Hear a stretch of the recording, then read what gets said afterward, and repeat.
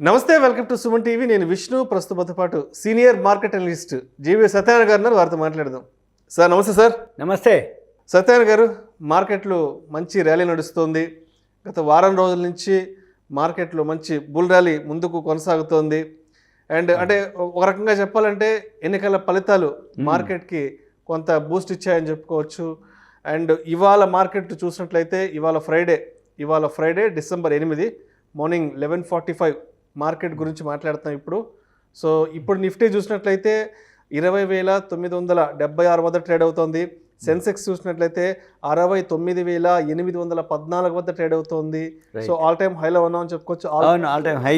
సెన్సెక్స్ 70,000కి అతి చెరువులో, ఇంకా జస్ట్ ఒక 100 పాయింట్ల చెరువులో సెన్సెక్స్ ఉంది. నిఫ్టీ కూడా ఆల్మోస్ట్ ఒక జస్ట్ ఒక 25-30 పాయింట్ల తేడాతో 21,000 దగ్గరలో ఉంది. సో మరి ఎప్పటి వరకు మార్కెట్లో ఈ జోరు హుషారు కొనసాగే అవకాశం ఉంది అంటారు? అవును, ఇప్పుడు ఇది అందరూ చర్చించుకుంటున్న కంటెంట్ ఇది. ఎందుకంటే ఎక్కడైనా సరే మీరు ఏ ఈవెంట్ అంటే ఈ మధ్యకాలంలో గృహప్రవేశాలని, బర్త్డేలు, హాఫ్ శారీ ఫంక్షన్లని, ధోతి ఫంక్షన్లని విపరీతంగా అవుతున్నాయి. అంటే శుభముహూర్తాలు, కార్తీక మాసం కాబట్టి. రెండోది ఈ మధ్యకాలంలో విపరీతంగా అంటే ఎలక్షన్స్, మీరు అన్నట్టు ఎలక్షన్స్ రిజల్ట్స్ మొన్న 5 రాష్ట్రాలు జరిగినప్పుడు 3 రాష్ట్రాలు బీజేపీ రావడం జరిగింది.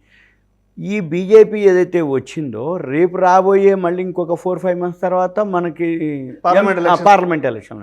ఈ పార్లమెంట్ ఎలక్షన్స్ కూడా బీజేపీనే వస్తుంది అనేది ఎఫ్ఐఐలు మెయిన్. మనకంటే ఎక్కువ ఫారెన్ ఇన్స్టిట్యూషనల్ ఇన్వెస్టర్స్, వాళ్ళనే ఫారెన్ పోర్ట్ఫోలియో ఇన్వెస్టర్స్ అంటాం. వాళ్ళు ఎక్కువ ఇంట్రెస్ట్ చూపిస్తున్నారు మన మార్కెట్ మీద. మెయిన్ రీజన్ అదిగా పెట్టారు గట్టిగానే. కరెక్ట్. ఎందుకంటే వరల్డ్లో ఏ కంట్రీ బాగుంది, ఏ కంట్రీ ఎకానమీ బాగుంది, ఏ కంట్రీలో గ్రోత్ ఉంది, ఏ కంట్రీ ఫ్యూచర్లో ఉండబోతుంది, అంటే స్టేబుల్ గవర్నమెంటు అని వాళ్ళు ఎప్పటికప్పుడు అబ్జర్వ్ చేయడం జరుగుతుంది. వాళ్ళు ఎప్పటికప్పుడు మనకంటే ఎక్కువ అంటే అడ్వాన్స్గా డయాగ్నోస్ చేయడం జరుగుతుంది. అందుకని ఇప్పుడు మన మార్కెట్లు మనకంటే ముందు వాళ్ళు ఇన్వెస్ట్ చేయటం వలన బాగా పెరగడం జరుగుతుంది. ఒక రీజను. నెంబర్ 2, ఈ మధ్యకాలంలో ఎప్పుడైతే కరోనా తర్వాత డిమ్యాట్ అకౌంట్లు లక్షల్లో ఓపెన్ అవుతున్నాయి ప్రతి నెల, అంటే అవేర్నెస్ పెరగటం, స్మాల్ ఇన్వెస్టర్సు, ఇండియన్ మామూలు పబ్లిక్ ఎవరైతే ఉన్నారో వాళ్ళ సేవింగ్సు వాళ్ళు కూడా ఎంటర్ అవ్వటం జరుగుతుంది. కాబట్టి మార్కెట్లో పడ్డా తాత్కాలికమే కానీ మళ్ళీ పెరగటం మొదలు పెడుతున్నాయి. వీటితో పాటు ఈ మ్యూచువల్ ఫండ్స్ మొబిలైజేషన్ అంటే ప్రతి నెల కొన్ని వేల కోట్లు మ్యూచువల్ ఫండ్స్లోకి యాడ్ అయిపోతుంది. ఆల్మోస్ట్ 16 నుంచి 17 వేల కోట్లు జమ అయిపోతున్నాయి. రైట్. ఈ జమ అవ్వటం వలన వాళ్ళు కూడా ఏం చేయాలి, వాల్యూ ఉన్న కంపెనీలు, గ్రోత్ ఉన్నటువంటి కంపెనీలు, క్వాలిటీ ఉన్నటువంటి కంపెనీల్లోనే వాళ్ళు కూడా ఇన్వెస్ట్ చేయాల్సి ఉంటుంది. అందుకని పడేది కొంచెం అవుతుంది, పెరిగేది ఎక్కువ అవుతుంది తాత్కాలికం పడ్డప్పుడు. అయితే ఏదో ఒక రోజు, ఉదాహరణకి ఇప్పుడు నిన్న మీరు అన్నట్టు గురువారం నాడు వీక్లీ నిఫ్టీ, బ్యాంక్ నిఫ్టీ క్లోజింగు. అయితే ఈరోజు మనం మాట్లాడుకుంటున్న ఈ 8వ తారీఖు డిసెంబర్ క్రెడిట్ పాలసీ ఉంది. ఈ క్రెడిట్ పాలసీ తోటి కొంచెం ఒకటి. రెండోది వేరే కంట్రీస్లో అంటే ఎకానమీ అంటే వేరే యూరోపియన్ మార్కెట్లు అనుకోండి, ఏషియన్ మార్కెట్లు అనుకోండి, అవి కొంచెం డౌన్ ఉండటం వల్ల మన మార్కెట్ ఒకటి కొంచెం ప్రాఫిట్ బుకింగ్ అంటే రోజు పెరుగుతూ ఉండి ఒకరోజు ఎక్కడో ఒక దగ్గర పడ్డది అంటే అర్థం ఏంటిది అంటే ప్రాఫిట్ బుకింగ్ బాగా పెరిగిన తర్వాత తక్కువలో కొన్న వాళ్ళు ఏం చేస్తారంటే ప్రాఫిట్ని ఎన్కాష్ చేసుకుంటారు. అది ప్రాఫిట్ బుకింగ్ అంటారు. మళ్ళీ ఈరోజు వచ్చేటప్పటికి ఆల్ టైమ్ హైక్ పోవడం జరిగింది డిసెంబర్ 8వ తారీఖు శుక్రవారం. ఇది రీజన్ ఏంటిదంటే 70,000కి ఇంకా 69,888 హై అనమాట ఈరోజే. ఇంకొక 112 పాయింట్లు అయితే వచ్చేసింది. అంటే 70,000కి వచ్చేసినాం మనం. మళ్ళీ రేపు ఎప్పుడో ఒకసారి అట్లా ఒక అలా వచ్చేస్తే 70,000 దాటిస్తారు. 70,000 దాటిందని టీవీలు చెప్పేస్తాయి. ఇది 21,000 టచ్ చేసిండ్రు ఆల్రెడీ. వాళ్ళు టచ్ చేసి అంటే దగ్గరలో కొంచెం 5-10 పాయింట్లు అట్లా. అంటే 20,000 మొన్న లాస్ట్ వీకే దాటుతుంది అన్నారు. 20,000 దాటింది అన్నారు. 21,000 కూడా దగ్గరకు వచ్చేసింది. 5-10 పాయింట్లు అటు ఇటుగా. అంటే ఏంది, మార్కెట్లో ఎంత స్ట్రాంగ్ ఉంది. ఈ పెరగటానికి 21,000, 70,000 ఏదైతే ఉందో, బిఎస్సి సెన్సెక్స్ 30 కంపెనీలు, నిఫ్టీ 50 50 కంపెనీలు, ఆల్మోస్ట్ ఆల్ మ్యాక్సిమం కంపెనీలు ఆల్ టైమ్ హైక్ చేరటం జరిగింది, న్యూ హైకి రావడం జరిగింది. అందుకని బిఎస్సి సెన్సెక్స్ పెరిగింది, నిఫ్టీ పెరగటం జరిగింది. ఇవి ఎంతవరకు ఎలా ఉంటుంది అంటే మెయిన్ ఏంటిది, ఎలక్షన్స్ గవర్నమెంట్ పాజిటివ్గా రావటం, ఎఫ్ఐఐలు కొనటం, దీంతో మన మార్కెట్లు బాగా రావటం.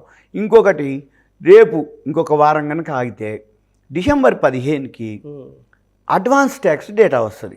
అడ్వాన్స్ ట్యాక్స్ డేటా అంటే ఇప్పుడు April, May, June first quarter, July, August, September second quarter, October, November, December third quarter. ఈ థర్డ్ క్వార్టర్ రిజల్ట్స్ ఏవైతే జనవరిలో వస్తాయి, జనరల్గా ఎప్పుడైనా కానీ ఎవ్రీ క్వార్టర్ అయిపోయినాక నెక్స్ట్ మంత్, అంటే ఇప్పుడు మనము డిసెంబర్కి థర్డ్ క్వార్టర్ అయిపోతాం, జనవరిలో థర్డ్ క్వార్టర్ రిజల్ట్స్ వస్తాయి.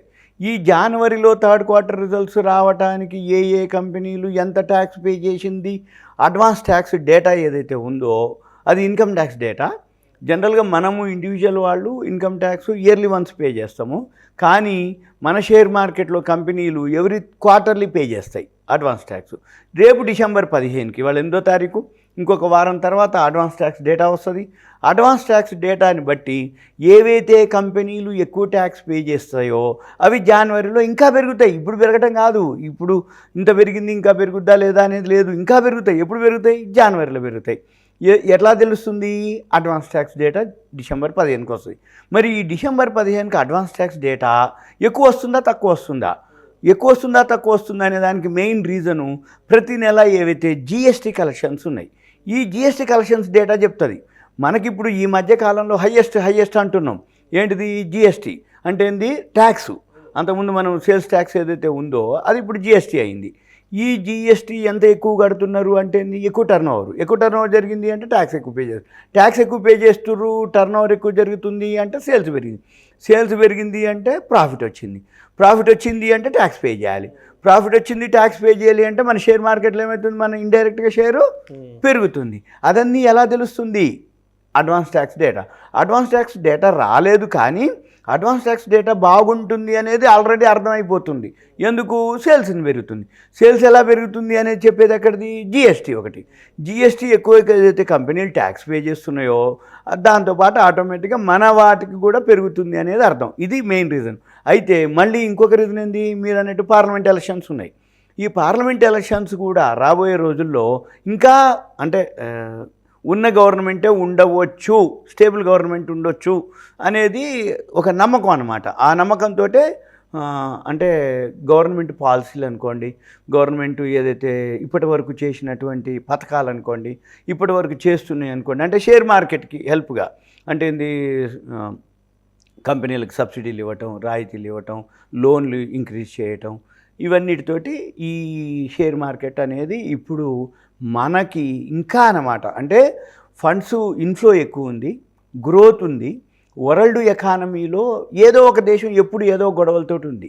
అంటే ఉదాహరణకి ఈ మధ్య గాజా, ఇజ్రాయిల్, అంతకుముందు రష్యా, ఉక్రెయిన్, లేకపోతే ఈ అమెరికా వాళ్ళు, రష్యా వాళ్ళు, లేకపోతే ఇంకో దేశం వాళ్ళు, ఎప్పుడు ఆ బోర్డర్లోనూ ఏదో ఒకటి ఉంది. మనకు లేవు. అంటే ఏంటిది? మనము ఏదైతే గవర్నమెంట్ స్టేబుల్గా ఉంది, మనకు యుద్ధాలు కానీ అటువంటివి కానీ ఏం లేవు. ఏదైనా ఉన్నా కానీ ముందే మనము బోర్డర్ నుంచి ఉన్నారు, మనకి బోర్డర్లో మన వాళ్ళు ఉన్నారు కదా, అంటే చైనా వాళ్ళను, పాకిస్తాన్ వాళ్ళు బోర్డర్లో ఉంటాయి. అవన్నీ ఇప్పుడు ఏంటిది? కామన్. పెద్దగా ఏదైనా అన్నా కానీ ఎదుర్కొనే శక్తి కానీ వాళ్ళని తిరిగి మనం మన బోర్డర్లోంచి పంపించేది అనేది కూడా ఉంది. కాబట్టి అటువంటిది ఏం లేదు. మార్కెట్ మాత్రం ఓకే, పాజిటివే. కాకపోతే మనం చూడవలసింది ఏంటంటే వాల్యూ ఉన్నాయా లేవా, క్వాలిటీ ఉన్నాయా లేవా, గ్రోత్ ఉన్నాయా లేవా, ఏ సెక్టార్ బాగుంది, అవి చూసుకొని మీరు ఎంటర్ అవ్వాలి. Nifty 50 safe. నిఫ్టీ 50 ఆల్రెడీ బాగా హైలో ఉంది. నిఫ్టీ 50 ఇప్పుడు అన్ని కంపెనీలు, మ్యాక్సిమం కంపెనీలు ఆల్ టైమ్ హైకి రావడం జరిగింది. మధ్యలో కరెక్షన్ వచ్చినప్పుడు మనం కొంచెం ఎంటర్ అవ్వటం better. Thank you so much జీవ సత్యనారాయణ గారు. ప్రస్తుతం మార్కెట్లు ఆల్ టైమ్ హైలో ఉండడానికి ఎటువంటి పరిస్థితులు మార్కెట్కి అనుకూలంగా మారాయి, మరి మార్కెట్లో ఈ బుల్ ర్యాలీ అనేది ఎప్పటి వరకు కొనసాగే అవకాశం ఉంది అనే అంశం గురించి మీ విశ్లేషణ ద్వారా చాలా చక్కగా తెలియజేశారు. Thank you so much sir. Suman TV ధన్యవాదాలు. Thank you.